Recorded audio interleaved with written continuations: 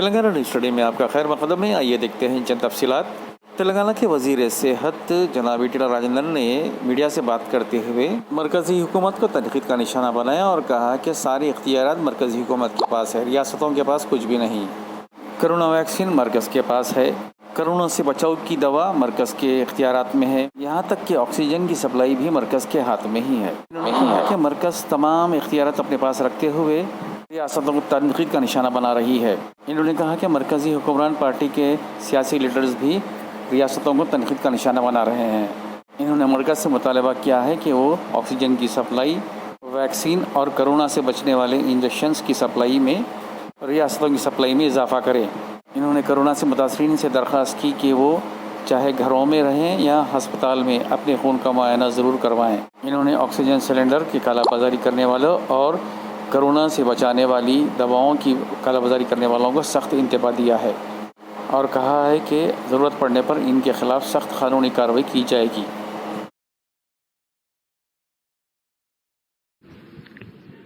కానీ ఈ మధ్య కాలంలో కేంద్ర ప్రభుత్వంలో ఉన్న పెద్దలు కావచ్చు, ఆ పార్టీకి సంబంధించిన నాయకులు కావచ్చు, మేమేదో ఇస్తున్నాం, రాష్ట్రాలు వాటిని వాడుకోవట్లేదు, రాష్ట్రాలు పెద్దగా పట్టించుకోవట్లేదు మాట, ఇది బాధ్యత రాహిత్యానికి సంబంధించిన మాట తప్ప బాధ్యతాయుతమైన మనుషులు మాట్లాడే మాటలు కాదు ఇవి. కేంద్ర ప్రభుత్వం ఇప్పటి వరకు రాష్ట్రాలకు పెద్దగా ఒరగబెట్టింది ఏం లేదు. ఒక వ్యాక్సిన్ వాళ్ళ కంట్రోల్లో పెట్టుకున్నారు. అదేవిధంగా రెమ్డెసివిర్ ఇంజెక్షన్లు వాళ్ళ కంట్రోల్లో పెట్టుకున్నారు. ఆక్సిజన్ వాళ్ళ కంట్రోల్లో పెట్టుకున్నారు. ఏం చేయాలో నిర్దేశం కూడా వాళ్ళే ఇస్తూ ఉన్నారు. రాష్ట్రాల చేతిలో దాదాపుగా కొన్ని అసలే లేవు. కానీ రాష్ట్ర ప్రభుత్వాల వైఫల్యమని రాష్ట్రాలు నిందించేటువంటి దానికి ఒడిగట్టడం ఆ పార్టీకి, అధికారంలో ఉన్న పెద్దలకి ఇది తగదని చెప్పి నేను మనవి చేస్తా ఉన్నా. ఇతరులను విమర్శించే ముందు మీరేం చేస్తున్నారో, మీ రాష్ట్రాలలో ఏం జరుగుతుందో ఒకసారి అవలోకనం చేసుకోండి. మీరు గంత గొప్పోళ్ళే అయితే ఢిల్లీలో ఇవాళ జరుగుతున్నటువంటి మానవ వేదన, మీరు పాలిస్తున్నటువంటి రాష్ట్రాలు గుజరాత్ కావచ్చు, యూపీ కావచ్చు, మధ్యప్రదేశ్ కావచ్చు, చేసుకొని పంపిస్తారా?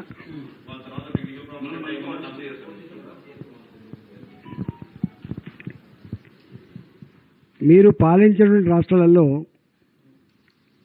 ఢిల్లీ కావచ్చు, యూపీ కావచ్చు, మధ్యప్రదేశ్ కావచ్చు, గుజరాత్ కావచ్చు,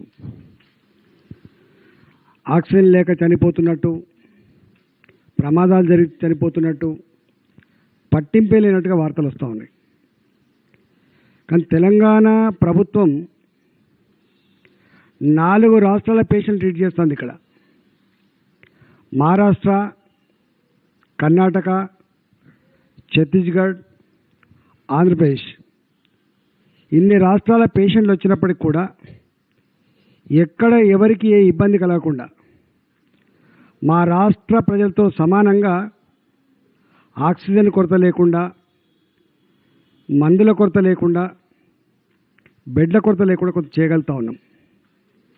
సరే, అక్కడక్కడ కొంత ఇబ్బందులకు సంబంధించిన వార్తలు వచ్చినప్పుడు దాన్ని ఎట్లా రెక్టిఫై చేసుకోనో 24/7 మేము మానిటర్ చేస్తూ ఉన్నాం. అయినప్పటికీ కూడా మా మీద నిందలు వేయడం, విమర్శలు చేయడం గురిగింద శాస్త్రంగా ఉంటుందని చెప్పి నేను హెచ్చరిస్తా ఉన్నా. ఈ తప్పుడు వార్తలతో, తప్పుడు మాటలతో ఇబ్బంది పెట్టొద్దని చెప్పి ఆ నాయకులను సూచిస్తూ ఉన్నా. ఇవాళ ఈ కరోనాలో 90% హోమ్ ఐసోలేషన్ కానీ, ప్రభుత్వ పరంగా ఏర్పాటు చేసినటువంటి ఐసోలేషన్ సెంటర్లలో పేషెంట్ ఉన్నారు. పాపం ఒక్కొక్కసారి వాళ్ళు పట్టించుకోకపోవడం వల్ల, వాళ్ళకు సకాలంలో డాక్టర్ల సూచనలు కానీ సలహాలు రాకపోవడం వల్ల కొలాప్స్ అవుతూ ఉన్నారు, సీరియస్ అవుతూ ఉన్నారు. వాళ్ళు చక్కగా ఐసీయూలకో వెంటిలేటర్ మీద పోయేటువంటి ఆస్కారం ఉన్నది. మధ్యలో ఏం టెస్టులు చేస్తలేరు. తెలంగాణ రాష్ట్ర ప్రభుత్వం తెలంగాణ డయాగ్నోస్టిక్ సెంటర్స్ మీకు తెలుసు. ఆ డయాగ్నోస్టిక్ సెంటర్స్ ఇలా అన్ని జిల్లాలకు విస్తరించి రేపటి నుంచి 19 సెంటర్లలో కరోనా పేషెంట్స్ ఎవరైతే ఉన్నారో 2 రోజులకోసారి, 4 రోజులకోసారి, 6 రోజులకోసారి డీ డైమర్ టెస్టులు కానీ, IL-6 టెస్టులు కానీ, ఇంకా సిఆర్పి కానీ, సిబిపి కానీ ఇలాంటి టెస్టుల కోసం 19 సెంటర్లలో ఇవాళ ఓపెన్ చేస్తూ ఉన్నాం. ఒక్కొక్క ల్యాబ్ దాదాపు ₹1,00,00,000 వర్త్తో కూడినటువంటి 19 సెంటర్ని ఓపెన్ చేస్తూ ఉన్నాం. ఆ లిస్ట్ అంతా కూడా మీకు సబ్మిట్ చేస్తాం. నేను ప్రజలకు విజ్ఞప్తి చేస్తున్నా, ఎవరైతే హోమ్ ఐసోలేషన్లో ఉంటారో, ప్రభుత్వపరమైన ఐసోలేషన్లో ఉంటారో అలాంటి వాళ్ళు తప్పకుండా 3 రోజులకో 4 రోజులకో రక్త పరీక్షలు చేయించుకోవాలని చెప్పి మనం చేస్తూ ఉన్నాం. దానివల్ల ఇన్ఫెక్షన్ రేట్ పెరిగిందా, తగ్గుతుందా, ప్రమాదం ఉందా తెలిసేటువంటి ఆస్కారం ఉంటుంది. కాబట్టి దాని మీద ఆధారపడి మళ్ళీ మనకు డాక్టర్ల దగ్గర ట్రీట్మెంట్ దొరికే ఆస్కారం ఉంటుంది. కాబట్టి ఇవి చేయించుకోవడం వల్ల మనకు డెత్ రేట్ తక్కువ ఉండేటువంటి ఆస్కారం ఉంటుంది. కాబట్టి ఇవాళ గౌరవ ముఖ్యమంత్రి గారు మాకు ఏదైతే ముందు చూపుతో ఇవి ఇచ్చిండో ఆ ముందు చూపుతో ఇచ్చినటువంటి ల్యాబ్స్ అన్ని కూడా పూర్తి చేసి, యుద్ధ ప్రాతిపదికన పూర్తి చేసి అవన్నీ కూడా తెలంగాణ ప్రజలకు అంకితం చేయబోతున్నాం. అందులో రిమ్స్లో ఒకటి ఆదిలాబాద్, నల్లగొండలో జీజీహెచ్ హాస్పిటల్, ఆసిఫాబాద్లో డిస్టిక్ హాస్పిటల్, జగిత్యాలలో జిల్లా ఆసుపత్రి, జనగామలో జిల్లా ఆసుపత్రి, జోగులాంబలో జిల్లా ఆసుపత్రి, కరీంనగర్లో జిల్లా ఆసుపత్రి, కొత్తగూడెంలో జిల్లా ఆసుపత్రి, మహబాద్లో జిల్లా ఆసుపత్రి, మెదక్ జిల్లా ఆసుపత్రి, ములుగులో ఏరియా హాస్పిటల్, సిరిసిల్ల జిల్లా ఆసుపత్రి, సంగారెడ్డిలో జిల్లా ఆసుపత్రి, వికారాబాద్లో జిల్లా ఆసుపత్రి, అదేవిధంగా మహబూబ్ నగర్ జీజీహెచ్, నిజామాబాద్లో జీజీహెచ్. అంటే ఇట్లా 19, సిద్దిపేట ఆల్రెడీ ఓపెన్ చేసినాం. 19 జిల్లాలలో ఇవాళ ఈ ఫెసిలిటీస్ ఉన్నాయి. ₹1 ఖర్చు లేకుండా కరోనా పేషెంట్లందరికీ కూడా ఎన్ని వేలైనా కూడా ఒక రోజులో టెస్ట్ చేసి అదే రోజు రిపోర్ట్ ఇచ్చేటువంటి దానికోసం ఇవన్నీ కూడా రేపు ఎల్లుండి ఒక 2-3 డేస్లో ఓపెన్ చేయబోతున్నాం, ప్రజలకు అంకితం చేయబోతున్నామని చెప్పి నేను మనవి చేస్తా ఉన్నాను. రెండవది, దీంట్లో ఆక్సిజన్ కూడా చాలా కీలకమైంది. కాబట్టి ఇప్పటికీ మన రాష్ట్రానికి పదే విజ్ఞప్తి చేస్తే 360 టన్నులు మనకు కేటాయించిండ్రు. మనది కాక ఇవాళ రాబోయే మంత్లో ఎక్కువ కేసులు వస్తాయని చెప్పి కేంద్ర ప్రభుత్వం చెప్తా ఉంది. కాబట్టి ఈ సెకండ్ వేవ్ పీక్ మే మంత్లో ఉంటుందని చెప్పి చెప్తా ఉన్నారు. కాబట్టి ఆ పీక్ సరిపడేటువంటి ఆక్సిజన్ కావాలని చెప్పి 600 మెట్రిక్ టన్నులకు పెంచాలని చెప్పి మేము చెప్పడమే కాకుండా ఈ 600 మెట్రిక్ టన్నులు కూడా మాకు అందుబాటులో ఉన్నటువంటి ప్రాంతాలకు ఇవ్వాలని, దూర ప్రాంతాల నుంచి ఇవ్వద్దని చెప్పి మేము వాళ్ళు కోరడం జరిగింది. నేను కేంద్ర ప్రభుత్వాన్ని ఈ సందర్భంగా నేను డిమాండ్ చేస్తున్నా.